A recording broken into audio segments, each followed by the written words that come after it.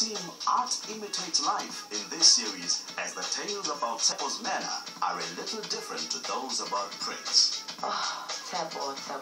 He's got his diva tantrums, which you love. He's got his seriousness, and he plays around as well. Do you know who the lead is, sir? No, I don't share. I'm a lead. I don't share stuff. I'm my own caravan. You'd be serious in the zone, and he'll say something that will just take you out. It would seem the various personality types on set made for a sense of unity in diversity, as a sense of family was exuded. It was fun to work with each and every one of them. Tshepo, who played Themba, he was so enthusiastic, and it actually brightened up my day. When they walked in, we didn't know how we're going to relate with them. And they're very relatable people. Kanye is nothing like I expected her to be. She's very open, she's very funky, she's very vibrant. So it's been quite interesting. It's been a very nice journey working with them. This was one of the most amazing crew.